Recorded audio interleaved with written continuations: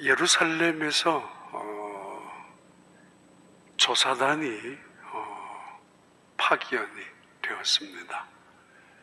예수님의 사역이 점점점 왕성해지고, 불과 얼마 전에는 떡 5개와 보리떡 그리고 물고기 2마리를 가지고 5,000명을 먹였다라는 이야기가 삽시간에 소문이 퍼지면서 예루살렘의 제사장, 서기관, 바리새인들, 기득권들, 종교인 지도자들은 굉장히 불안했습니다. 위협적으로 다가왔습니다. 그래서 이미 정해놓은 답을 가지고 있지만은 조사단을, 지금 예수님께서 갈릴리 지역 가버나움을 중심해서 사역하고 있는 것을 알고 조사팀을 빨리 꾸려서 보낸 것입니다. 그리고는 말이 조사팀이지 감시단이나 이미 답은 정해놓고 예수님을 잡아가려는 꼬투리를 잡기 위해서 따라온 이 감시단이 예수님께 이렇게 말했습니다.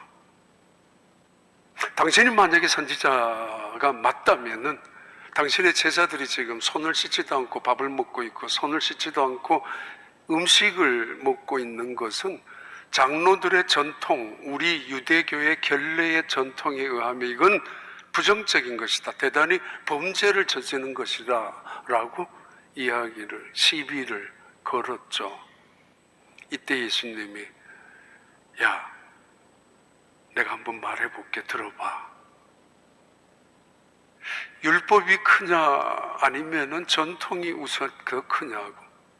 율법이라고. 근데 그 율법에는 내 부모를 공경하라고 했거늘 너희들은 내 부모를 공경하는 대신에 장로들의 유전과 전통을 만들어서 부모님에게 드려야 될 어떤 물건들, 부모님에게 바쳐서 섬겨야 될 어떤 귀한 것들을 하나님께 드렸다라고. 그래서 고르반이라는 단어를 썼죠. 이건 하나님께 드렸으니까 아버지에게 안 드려도 되고, 이거는 하나님께 바친 것이고 서약한 것이니까 어머니에게 드리지 않아도 된다라고. 그런 전통을 자기들이 만들고 있었던 이 서기관, 바리새인, 제사장, 그 일당들에게 예수님께서 말씀하신 것입니다.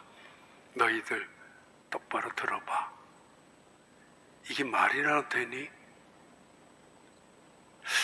그 말 속에는, 그 전통 속에는 아버지한테 드리는 것이 아깝기 때문에, 어머니 함께 바치는 것이 너무 손해 보는 수도 있는 것 같아서 하나님께 바치겠다라고 서약은 해놓았지만은 나중에는 하나님께도 드리지 아니하고 이건 고르반이라고, 그래서 자기가 갖고 싶다라는 욕심 때문에 그 이야기가, 그 전통이 아주 왜곡된 채로 사용되었던 전통입니다.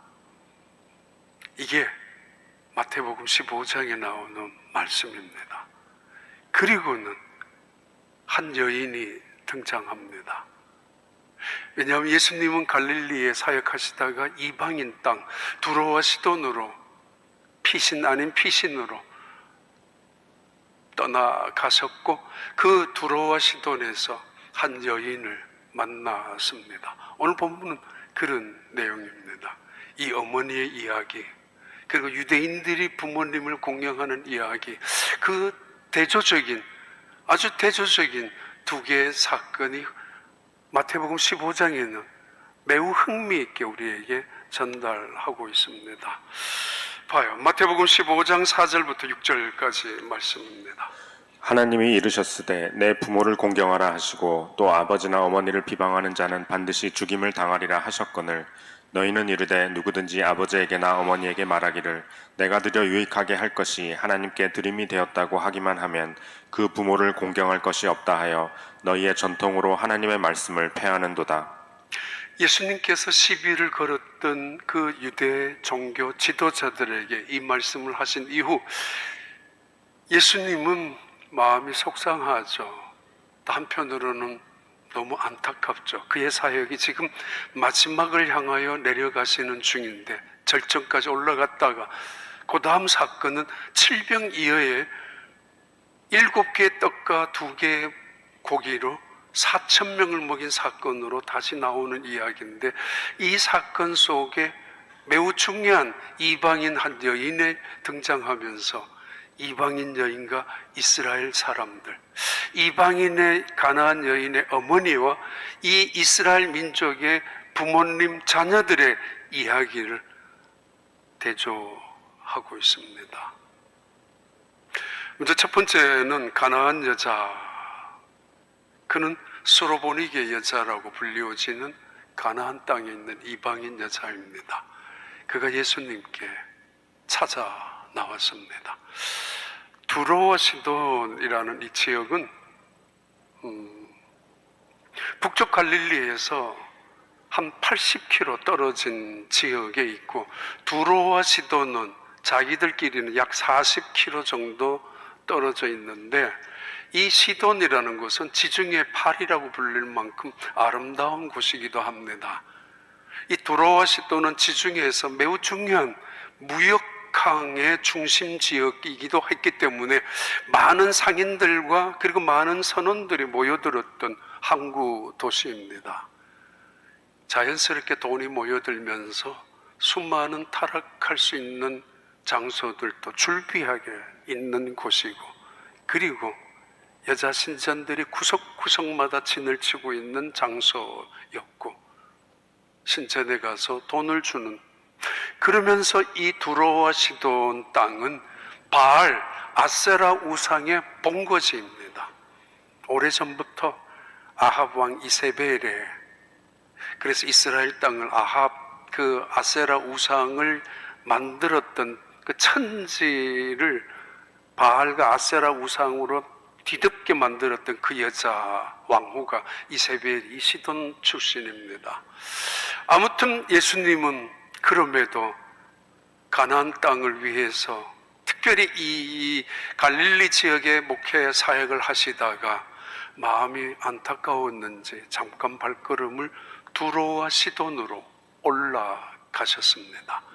이방인 땅입니다.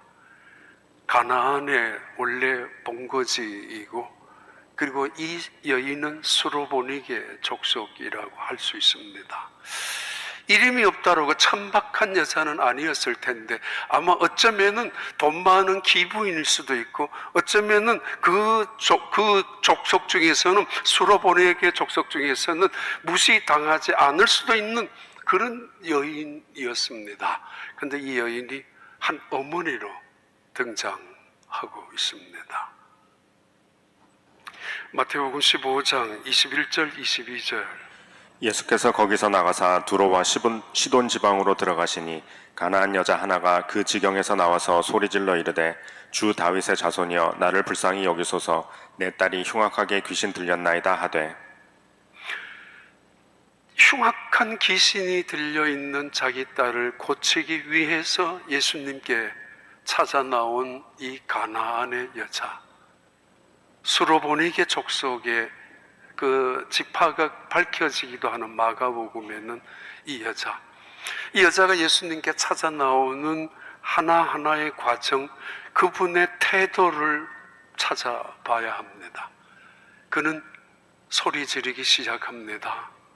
한번 일회성으로 소리쳤다는 것이 아니라 지속적으로, 계속적으로 부르짖는다라는 의미입니다. 간절함, 절박함이죠. 한번 구해보고 응답하면은 오케이, 아니면은 뭐 괜찮아. 내가 부탁을, 애원을 한다 하더라도 그 사람이 내 마음을 알아주면 다행이지만은 뭐 몰라줘도 그만이지, 뭐 그 사람 나하고 무슨 뭐 관계 있을 필요도 없고 알 필요도 없으니까. 가게에 들어온 손님 사면 그만이고 안 사면 안 사도 그만이라고. 그런 식으로 시작한, 그런 식으로 부르짖는 부르짖음이 아닙니다. 일회성이 아니라 오락성도 아니라 간절함과 절박함이 있는 부르짖음입니다. 계속해서. 그러기에 나중에 제자들이 시끄럽다라고 제지할 만큼, 귀찮다라고, 성가시다라고 그렇게 매몰찬 이야기를 제자들이 할 만큼 그 여인은 계속 떠들었습니다. 그리고는 말합니다.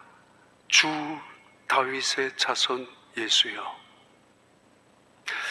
적어도 이 갈릴리 지역에서 거의 3년 동안이나 사역해 오시면서 수많은 병자들을 고쳐왔고 그 대단한 이적과 기적을 행하셨고 그리고 놀라운 천국의 말씀을 선포하셨고 증언하시고 가르치셨음에도 불구하고 유대인들 입에서는 당신은 메시아입니다. 그러기에 당신은 다윗의 자손입니다 라고 지금까지는 누구도 그런 호칭을 불러본 적이 없습니다. 이방인의 땅에서 이방인의 여자가 어떻게 배웠는지 어디서 들었는지 그 소문을 통해서 그 여인은 그 소문 이상으로 진실을 파헤치기 위하여 이분이 정말 메시아라면 메시아는 누구인가? 그 다윗의 자손 후손인 것을 자기 스스로도 아마 공부했을 것이고 그래서 어쩌다가 한번 내뱉는 이야기가 아닙니다. 내가 다급하니까 한 번쯤 호칭이라도 불러보자고 내 부탁을 들어달라는 요청 때문에 단순한 그런 이야기가 아닙니다. 그의 태도를 보면 호칭 중요합니다. 사람이 달라질 수 있기 때문입니다. 태도의 결정도 호칭에 따라서 결정될 수 있습니다. 주 다윗의 자손 예수여, 이방인 땅에서 불리워지고 있는 예수님 마음은 속상했을 것이고 안타까웠을 것이고 때로는 원망스럽기도 했을 것입니다. 인간적으로. 그리고는 이 여인은 엎드리고 절하고 합니다. 이 엎드리다는 단어는 예배라는 단어와 동일하게 쓰입니다. 언제나. 그리고 절하다라는 것도 숭배, 예배 똑같은 단어의 반복적인 단어입니다. 예배란 내가 하나님의 발 앞에 엎드리는 것, 예배란 하나님을 최고의 존재로 그 발에 키스하는 것, 그리고 최고의 마음으로 그를 높이는 것, 나는 그 바닥에서 얼굴부터 발바닥까지 바짝 엎드리는 순간 그 엎드림, 그 경배, 그 존중, 그 영광, 그것이 예배가 가지고 있는 중요한 단어입니다. 프로스큐어라는 구약과 신약도 마찬가지입니다. 이 여인은 병을 고치러, 자기 딸의 병을 고치러 나왔지만은 그러나 예수님 앞에서 그는 철저하게 누구도 지금까지 그 예수님 앞에 엎드리며 당신은 메시아입니다라고 고백한 적이 없는 그분 앞에 예배를 드리고 있습니다. 태도 중요합니다. 죽게 하듯 진실한 태도, 죽게 하듯 정성을 다하는 태도, 죽게 하듯 겸손한 태도 말입니다. 호칭에서 나옵니다. 그게 진실한 호칭일 경우에 더더구나 엎드림으로 나오게 되고, 이 여인의 이름은 없지만은 그러나 이 여인은 우리는 어머니라고, 가나안 어머니라고 부릅니다. 전통을 통해서 아버지 어머니의 마음을 상처를 주었던 유대인들, 아버지께 드려야 되는 것인데도 고르반으로 하나님께 드렸다라고, 어찌 아버지가 모르겠습니까? 어찌 어머니가 그 놈의 자식의 심보를 모르겠습니까? 다 뻔히 알고 있고 한평생 살아왔는데, 더더구나 한평생 내 속으로 키운 자식인데 왜 모르겠습니까? 그들은 그런 전통을 가지고 고르반이라는 이름으로 부모님의 분노와 상처를 만들고 있었던 그 바리새인들을 보고 듣고 왔었던 예수님은 지금 한 여인, 이 여인이 자기 딸을 고치기 위해서 나와서 취하는 태도를 봐요. 그러면서 말하고 있죠. 주님, 나를 불쌍히 여겨주세요. Mercy on me. Have mercy on me. 내게 하나님의 긍휼을, 당신의 자비를 조금만이라도 달라고. 그렇게 그 여인은 시작합니다. 기독교란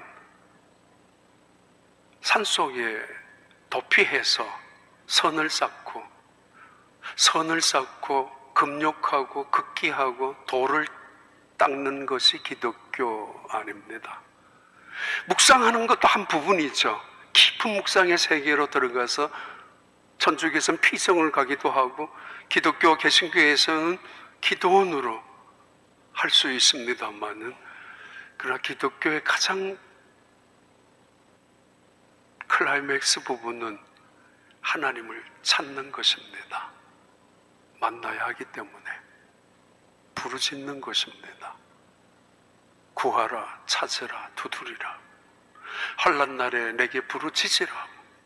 너희가 나를 만날 만할 때 찾으라.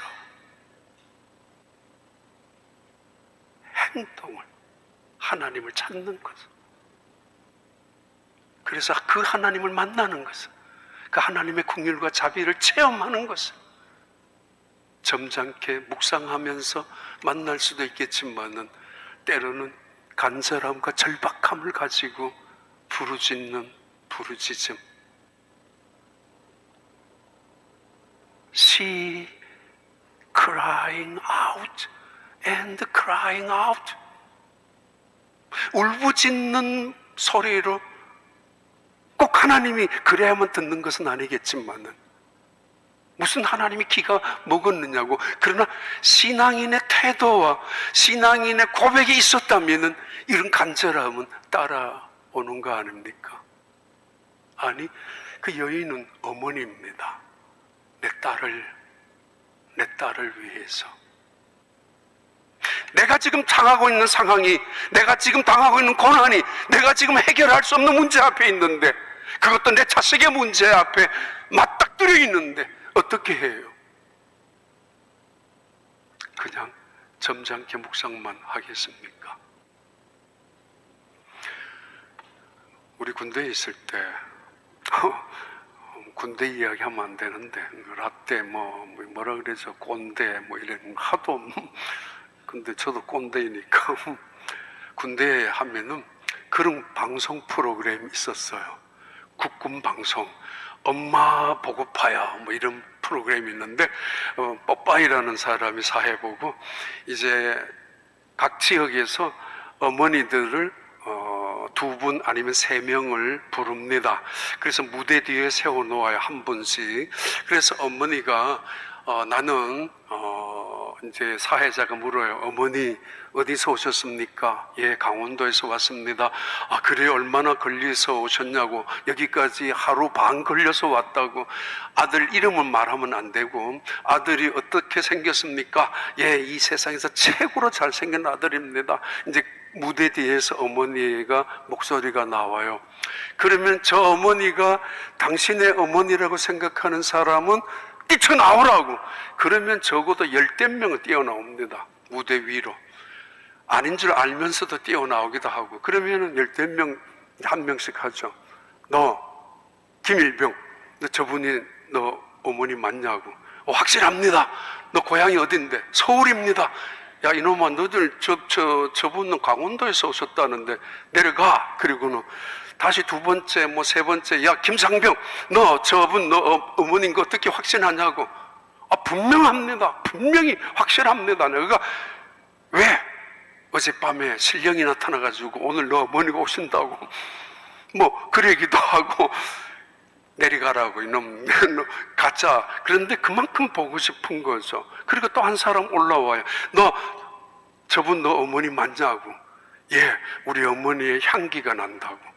헌신적이고 희생적이고, 그 말투 하나하나에 아들을 사랑하는 위한 어머니의 말투가 모든 자식들이 동일하잖아요. 그 채취를 느낀다고, 말을 통해서도.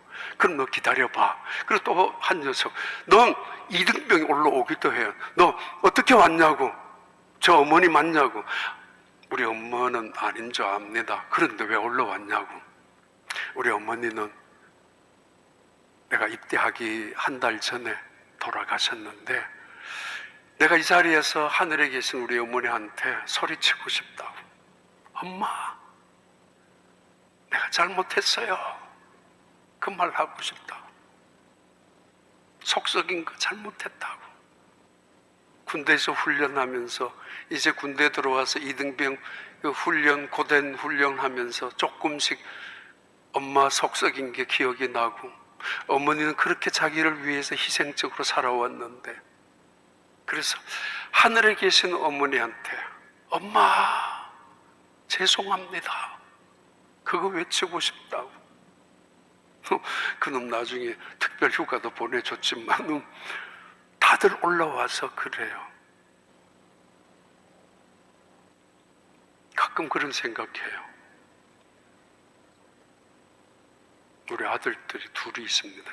죽어도 말 못하게 하지만 주위 집사람은 어떤 이야기도, 우리 아들들을 언제 모습이 제일 보고 싶을까?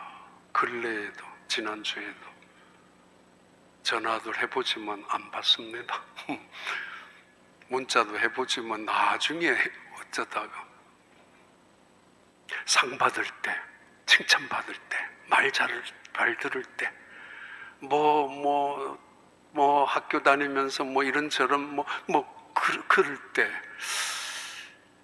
아니면 그리고 장학금 같은 걸 받아올 때, 4년 전보다 그게 아니라 가장 보고 싶을 순간은 큰 놈 어렸을 때, 우리 이 교회가 아니라 저쪽 건너편에, 그때는 책상도 아닙니다. 그냥 다 사실은 그랬던 시절이었으니까 버리고 간 책상 뚜닥뚜닥 만들어 가지고 놓았는데, 그 밑에 우리 아들이 숨어 있었어요. 수요일 날 저녁에, 오후에 학교 갔다 와서 교회에 와서 놀으라고 데리고 왔는데, 너무 뭘 잘못했는지 모르겠지만, 근데 저녁이 늦게 됐는데도 애가 나타나질 않아. 교회가 커요. 굉장히 빌딩대로 많고, 구석구석을 찾았는데, 이건 워낙 크기 때문에 거기도 여기만큼, 여기보다 더 클 수 있지. 빌딩이 27개, 8개였으니까, 오피스 빌딩이, 오피스 컴플렉스로 되어 있었으니까 여기 오기 전에 못 찾았어요. 예배는 다가오는데 이건 얼마나, 그리고 조금 지나면 밖에 길이 있는데, I-10 길이, 아니 이거 어떻게 된 건가, 조금 나가서 누구 잡혀갔는가, 하늘이 노래지고, 지금 생각해도 정말 가슴이 찢어지는 듯 안타까움이 있었는데, 나중에 책상에서 이제 수요 예배를 드려야 가야 되는데, 우연히 책상 밑에 숨어서 자고 있는 아들을 보았습니다. 얼마나 무서웠으면 아빠가. 책상 밑에 숨어 있었어요. 근데 숨어 있다가 쪼그려 있다가 잠이 들었어요. 잠이 들어있는 그 아이를 보고 지금도 생각하면은, 이게 뭐야? 목사가 뭐예요? 대단한 건 예를 들면 아들 하나를 이렇게 목사 체면 때문에, 다른 것보다도 이 아이가 없어지면 문제가 생기면, 나 이거 목사인데 교인들이 어떻게 생각할까, 어떤 소문이 날까, 어떤 말들이 날까, 그게 더 많이 생각이 났었거든요. 제일 보고 싶을 때가 상 받는 때, 칭찬 받는 때가 아니라 그 순간 괜찮다고. 둘째 아이가, 걔는 장난을 많이 치는 아이니까 저들끼리 주일 오후에 성가대 연습을 하는데, 한 아이하고 장난을 치다가 서로 싸웠어요. 우리 아이가 짝대기를 가지고 그 집 그 아이는 나사에 근무하는 귀한 아들인데, 밖에서 우는 소리가 들리자마자 달려가서 우리 아이의 손을 잡고 끌고 들어왔죠. 그리고 들고 있는 막대기를 가지고 한 대 때렸죠. 왜 얘 때리냐고. 제 마음속에는, 얘 때리면 얘 아빠가, 얘 엄마가 교회 안 올 텐데. 그게. 근데 짝대기를 뺏고 이제 장난을 같이 쳤어요. 그 형도 있고 동생도 있는데, 걔는 그 멀리 클리어렉에서 교회 왔는데, 그리고 쓸쓸하게 이 둘째 아들이 그 그네 타는 데를 가더라고요. 혼자서. 그 모습을 보면서 야, 지금도 그래야 되겠지. 만약에 교인 아들하고 우리 아들하고 싸웠다면은 우리 아들 먼저, 요즘 같으면 더 뭐라 그러겠죠. 그래도 마음속에 아프죠. 그 얼마나 가슴이 아픈지 지금 생각하더라도 내가 하나 줄 걸, 교인 한 명 없어질까 봐, 예를 들면 상처받을까 봐. 이 어머니의 가나안의 어머니, 이 어머니가 지금 끊임없이 부르짖고 그리고 엎드리고 그리고 예수님을 향하여 나를 긍휼을 베풀어 달라고 하는 이유는 하나입니다. 엄마이기 때문에. 엄마이기 때문에. 그 어머니를, 그렇게 이 가나안 땅에 살고 있었던 이 어머니가 자기 자식을 위해서 예수님께 찾아 나와서 바닥에 얼굴을 대고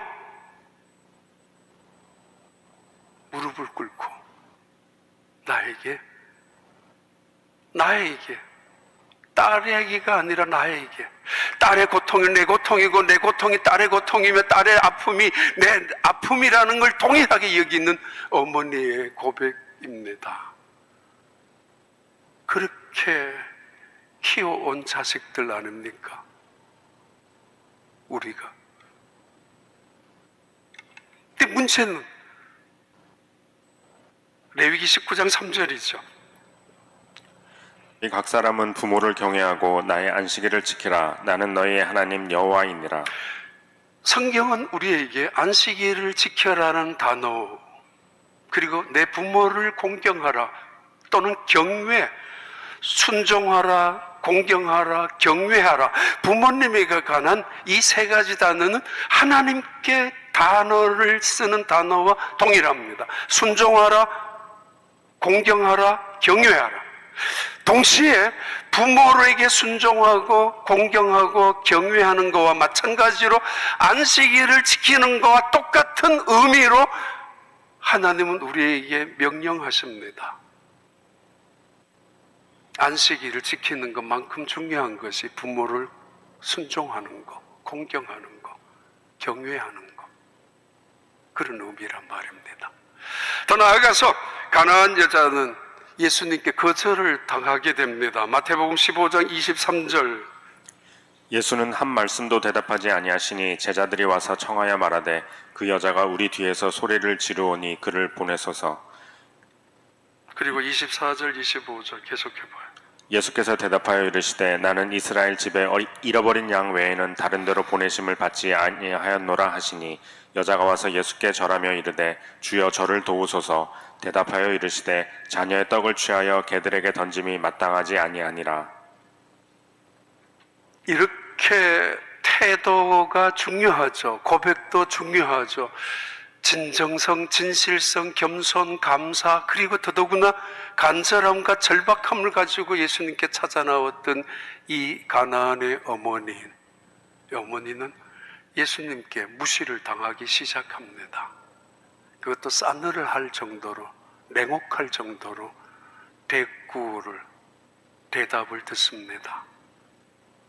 이거는 견딜 수 없는 모욕이고, 말꼬리 잡기를 좋아하는 사람들 입장에선 100번도 더 싸울 수 있는, 목숨을 걸고 싸울 수 있는 단어들이 출비하게 등장하고 있습니다.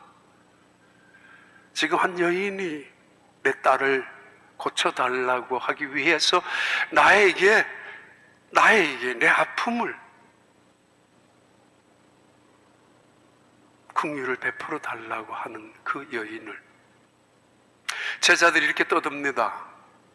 선생님, 지금 저 여자가 떠들고 있습니다. 귀찮게 합니다. 성가시게 하고 있습니다. 어쩌면은 10년, 20년 가까이나 한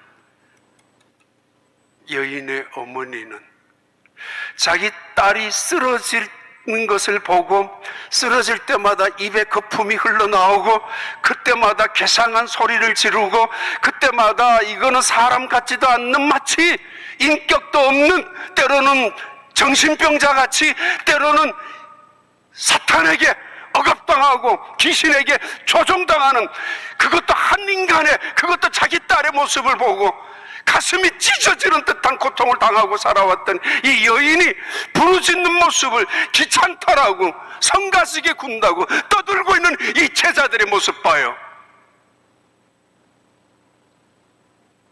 차마 그 딸을 볼 수 없어서 눈을 감기도 하고 혼자 돌아서서 가슴을 울리며 통곡하기도 했던 이 어머니, 거품을 흘리면서 쓰러질 때마다 그 옛날에 무슨 진정제가 있고 그 옛날에 무슨 의사의 처방들이 있어서 제대로 된 것이 있어서 정신이 바짝 들 때마다 귀신에게 억압당하는 한 딸의 어린 소녀의 모습을, 아니 내 딸의 모습을, 죽어가는 모습을 바라보면서 얼마나 오랜 시간 고치고 싶었던 어머니의 심정인데, 그래서 예수님께 찾아 나왔는데, 그래서 긍휼을 베풀어 달라고 소리치고 있는데 이 제자들이 말래요. 시끄럽다라고, 성가시게 구지 말라고. 남의 아픔이 귀찮아요? 다른 사람의 가정에서 일어나는 일들이 나와는 상관없다라고 성가시게 군다고 다시는 찾아오지 말라라고 하십니까? 근데 더 모진 것은 예수님입니다. 예수님이 들은 척도 하지 않습니다. He didn't answer. 마치 He didn't hear. 아무것도 못 들은 것처럼 이렇게 계속해서 부르짖고 온 마음을 다하여 crying and cry, 울고 cry out을 하고 있는데 못 들은 척하고, 이거는 모욕입니다. 무시 이상의 끔찍한 경험이 되죠. 여기서 진짜 어머니와 가짜 어머니가 판가름됩니다. 여기서부터 진짜 교인과 가짜 교인이 판가름됩니다. 뭐야? 교회가 이런 곳이야? 뭐야? 교인들이 저래? 뭐 여기 아니면, 아니 회사가 뭐 시험을 들기 시작하고 때로는 떠날 준비를 찾고 있었던 사람들에게는 절호의 기회가 되고, 명분이 뚜렷한 것을 붙잡고 싶었던 사람들에게는 이 명분이야말로 이것들이 나를 무시해? 지금까지 것들은 뭐야? 너는 뭔데? 내가 이 정도쯤 빌고 왔으면은, 이 정도쯤 참고 왔으면은, 이렇게 엎드려서 살려달라고 애원하고 있으면은 한 번쯤은 돌아라도 봐야 되는 거 아니야? 그래 예수님은 거절하신다는 완곡한 표현을 하시고 계십니다. 난 관심 없다고. 거절을 당하고 있는 차에 예수님이 쐐기를 박는 가슴 속에 칼을 도려내는 말을 합니다.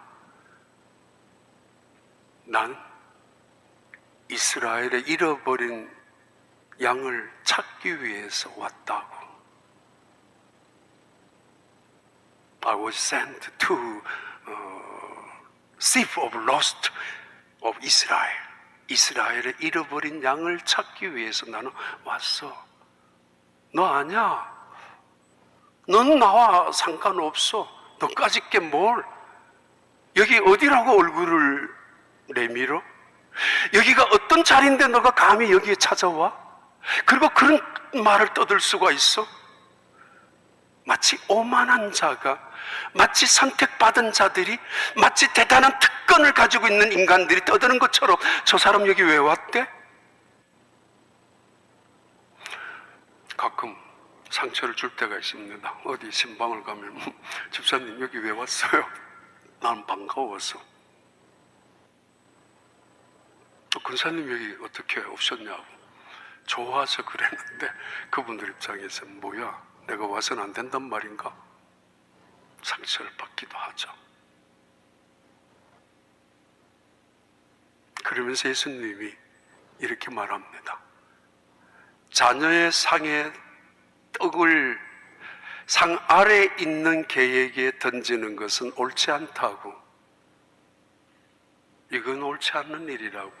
진실도 진리도 옳은 일도 아니라고. It's not true. It's not right. 개에게 던지는 것이 옳지 않다고. 이런 거절을, 이런 모욕을 견딜 수 있는 사람은 이 세상에 없습니다. 어머니 외에는. 어머니 외에는. 정채봉이라는 시인이 쓴 엄마의 휴가일이 글이 있습니다. 대충 내용은 이런 것입니다. 엄마가 만약에 휴가를 나온다면 어떻게 하실까? 이분은 이미 오래전에 어머니를 떠나신 분인데, 시인인데, 만약에 엄마가 군대에서 휴가를 나오신다면, 우리는 군대에서 휴가 나오면 집에 인사 갈 겨를도 없습니다. 옷 바꿔 입으려고 가겠죠. 옷 바꿔 입자 말자 친구들 만나야 되고, 뭐 가고 싶은데 가야 되고, 애인 찾아다녀야 되고, 아니면 새로운 애인 찾아야 되고, 뭐 온갖 뭐 여기서 오라 그러고. 그러니까 적어도 일주일, 2주일 동안은 부모님 얼굴도 제대로 볼 수가 없을 때도 있고, 또는 여동생이 나중에 오빠 군대 갔어? 아니 휴가 나왔다고? 뭐 이럴 정도로 집에는 별로 관심이 없습니다. 근데 엄마가 만약에 휴가를 나온다면은 집안 청소부터 하시죠. 빨래도 하시죠. 그리고 신발 정리하죠. 그리고 옷장을 하나하나 정돈하시죠. 그러면서 가슴 아파하죠. 내가 이 자식 더 좋은 옷을 사줄 수도 있었는데, 이 자식 그때 그가 원했던 옷을 사줘도 되었는데 뭘 아낀다고, 뭘 그렇게 부자가 된다고, 뭘 이 아이가 원하는 거 제대로 해주지 못하고 떠난 그 아이의 빈자리, 빈 방에, 그리고 그 옷장을 보면서 가슴 아프지 않습니까? 그리고는 속으로 말하죠. 고맙다고. 그래도 너 고맙다고. 항상 삐뚤어지지 않고.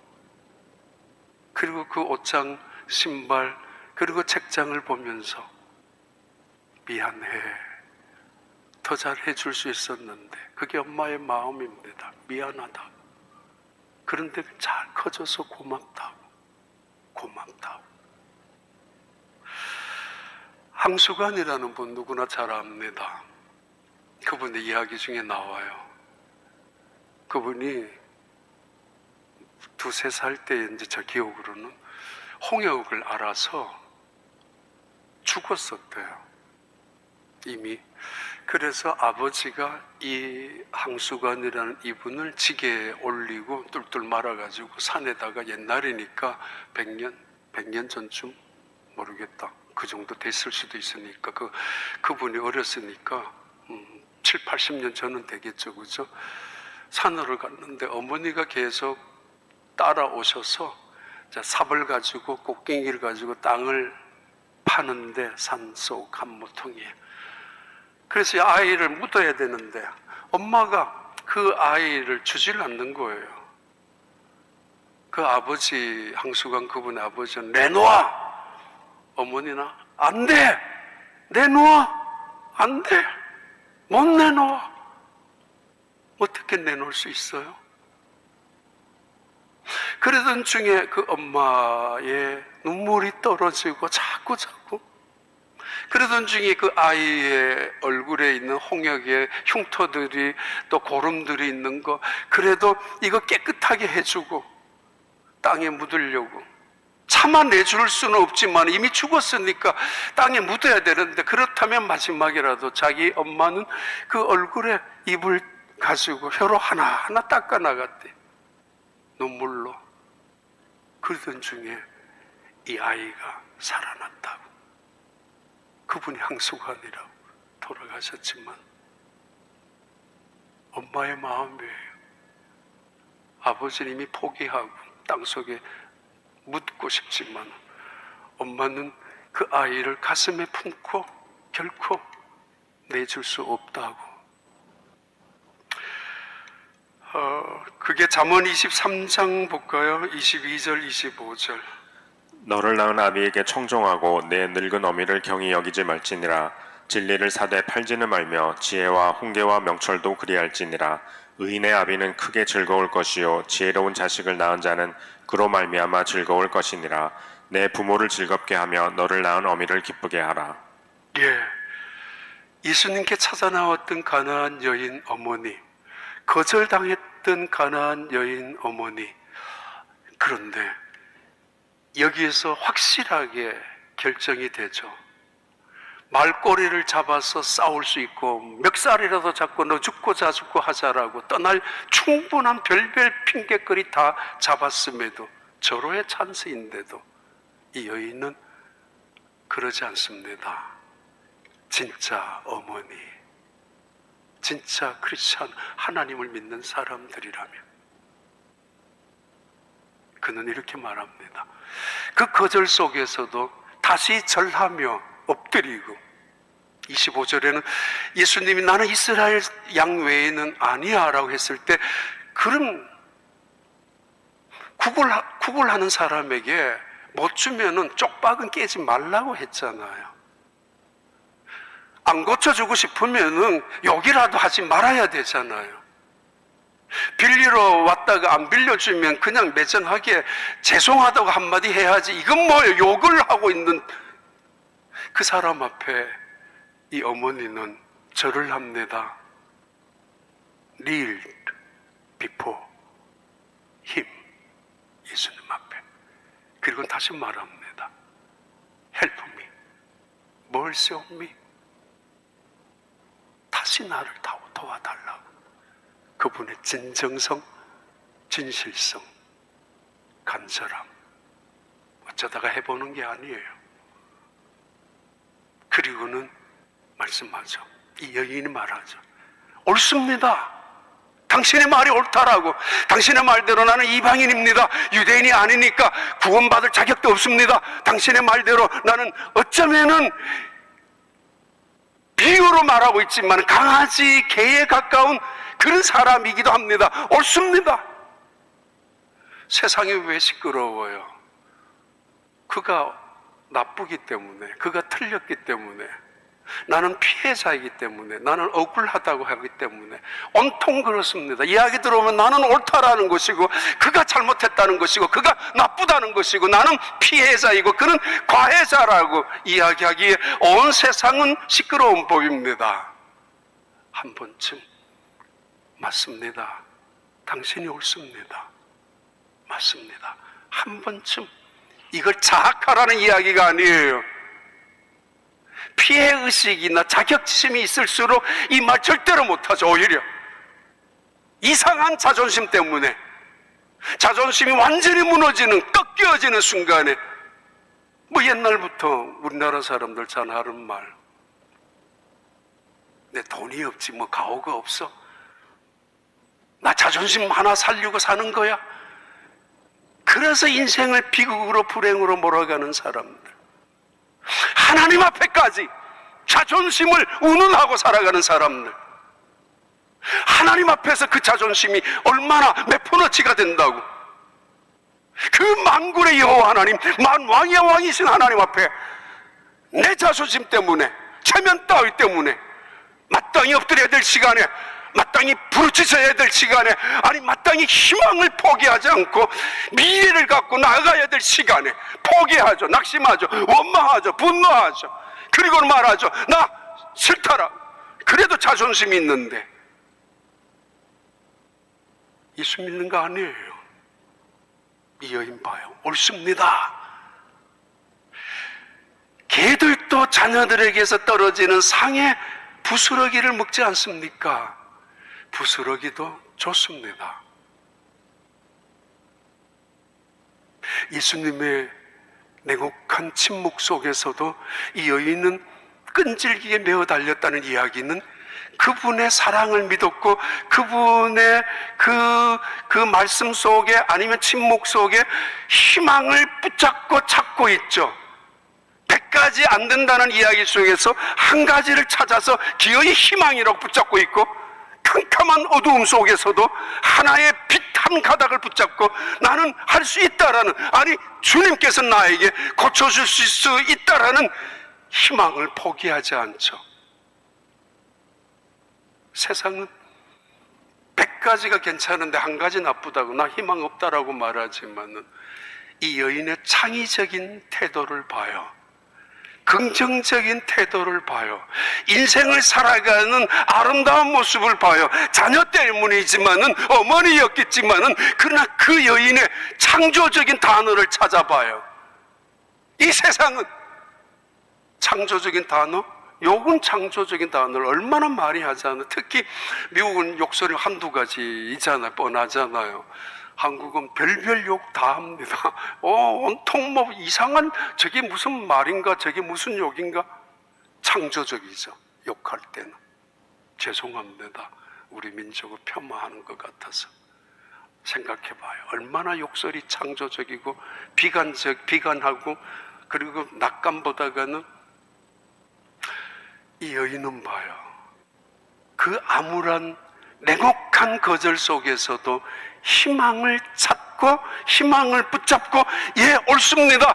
나는 자녀에게 주는 떡이 상에서 떨어질 때까지 기다리겠습니다. 그리고 나는 부스러기라도 괜찮습니다. 부스러기라도 나는 좋습니다. 부스러기 정도는 어쩌면 나에게는 가분할 수도 있습니다. 이까지 것들이 뭔데 나를 우습게 보고 있어? 아니 지금까지 그 나를 부스러기를 준다고? 이 사람들이 아직까지 내가 누군 줄 모르는가 봐. 본체에 떠는한 조각, 상에서 떨어진 흔적들, 찌꺼기, 쓰레기, 남아서 더 이상 먹을 필요도 없는 찌꺼기, 부스러기. 나를 그렇게 봐? 그래서 분노하잖아요. 싫다라고, 안 한다라고. 내가 누군 줄 알아? 내가 어떻게 살아왔는 줄 알아? 부스러기 속에 담겨져 있는 하나님의 은혜는 부스러기가 아닙니다. 온전한 것이고 완전한 것입니다. 부스러기 속에 담겨져 있는 하나님의 축복은 단순한 축복이 아니라 능력이고 보물이 그 속에 담겨져 있습니다. 사람들은 발로 차고 사람들은 우습게 여기고 사람들은 무시당했다라고 여기지만은 우리 원래 부스러기 같은 인생에 불과했었던 사람들입니다. 하나님은 하나님의 자녀로, 상위의 자녀로 올라와서 함께 식사하자라고 유대 민족처럼 하나님의 백성으로 여겨주셨지 않습니까? 그리고 하나님의 전공은 부스러기를 가지고 선을 만드시는 분입니다. 부스러기를 가지고 합력하여 선을 이루게 하시는 하나님의 지혜, 하나님의 능력, 하나님의 사랑입니다. 오래전에 인터넷에 떠도는 글 중에 하나였는데 카페에 놓고 있다가 오늘 읽어드립니다. 그리고 어제도 혼자 참 마음이 많이 아프게 했던 글입니다. 서울여대에 엽서 공모전에 나온 대상을 받았던 어머니라는 글입니다. 어머니, 나에게 티끌 하나 주지 않는 거린들이 내게 손을 내밀 때면 불쌍하다고 생각했습니다. 그러나 나에게 전부를 준 당신이 불쌍하다고 생각해 본 적은 한 번도 없습니다. 나한테 밥 한 번 사준 친구들과 선배들에게는 고마웠습니다. 답례하고 싶어 불러내었습니다. 그러나 날 위해 밥을 짓고 밤늦게까지 기다리는 당신이 감사하다고 생각해 본 적은 한 번도 없었습니다. 실제로 존재하지도 않는 드라마 속 배우들, 가정사 이야기들, 그들의 드라마를 보면서 눈물을 흘렸습니다. 그러나 일상에 지치고 힘든 당신을 위해 진심으로 눈물을 흘려 본 적은 없었습니다. 골방에 누워 아파하던 당신 걱정은 제대로 해본 적이 없었습니다. 친구들에게도 애인에게도 사소한 잘못 하나에도 미안하다고 사과하고 용서를 구했지만, 그러나 당신에게 한 잘못은 수도 없이 많아도 용서를 구하지 않았습니다. 죄송합니다. 죄송합니다. 이제야 깨닫게 되어서. 그러나 더욱 죄송합니다. 죄송하다고 말해야 될 당신은 보이지 않기 때문입니다. 한 여인, 부스럭이라도 좋습니다라고 그 모욕감 속에서도 견딜 수 있었던 것은 딸을 사랑하는 사랑과 동시에 예수님에 대한 기대의 믿음이죠. 그분은 틀림없이 나에게 은혜를 베풀 것이라고, 저분은 나에게 은혜를 베푸실 것이며 그 은혜를 베푼다는 것은 곧 내 딸이 고쳐질 것이라고. 그래요. 이거 한번 읽겠습니다. 마지막 한번 봐요. 마태복음 15장 27절 28절 봐요. 여자가 이르되 주여 올소이다마는 개들도 제 주인의 상에서 떨어지는 부스러기를 먹나이다 하니, 이에 예수께서 대답하여 이르시되 여자여 내 믿음이 크도다, 내 소원대로 되리라 하시니 그때로부터 그의 딸이 나으니라. 자식을 키우면서 배우는 거 겸손 아닙니까? 그리고 감사 아닙니까? 그리고 기도이어야 되지 않겠습니까? 이 여인, 예수님 말씀합니다. 여자야, 어머니야, 내 믿음이 크도다. 내 믿음이 크다. 자식을 향한 기대, 자식을 향해서 고쳐야 된다라는 기대, 고칠 수 있다라는 기대, 당신은 내 자식을 고칠 수 있다라는 확실한 믿음의 기대. 유대 땅에서 누구도 이 말을 들어본 적이 없습니다. 아무에게도 한 적도 없습니다. 지금까지는. 근데 예수님은 이방인 땅에 두로와 시돈에서 가나안 여인에게 하셨습니다. 여자야, 내 믿음이 크도다. 큰 믿음이다. 얼마나 기뻤는지, 얼마나 감격했는지. 얼마 전에 그 서기관 바리새인 그 제사장 일당들이 자신을 향하여 쏟아내었던 그 부정적인 이야기들, 그런데 이 여인의 이야기 속에서 그는 기쁨을 얻습니다. 그리고 마태복음을 기록한 마태는 우리에게 증언합니다. 봐라, 이분은 사랑이라고. 봐라, 이분은 메시아라고. 봐라, 그런 믿음으로 예수께 나오라고. 그러면 그가 너 믿음대로, 너의 소원대로 될 것이라고, 너의 자녀가 고침을 받을 수 있다라고. 이 놀라운 은혜와 축복이 우리 온 교회에 가득하시기를 진심으로 축원합니다. 하나님 아버지, 주의 은혜로 가득 찬 교회, 어머니의 믿음처럼 온 성도들의 마음속에 그 믿음이 주님을 향하는 믿음이 되게 하시고, 그 믿음 때문에 우리의 자녀들도 하나님 곁으로 돌아올 수 있게 하여 주시고, 무엇보다도 하나님의 영광을 드러낼 수 있는 온 교회, 가정, 가족들 다 되게 축복하여 주시옵소서. 예수님 이름으로 기도하옵나이다.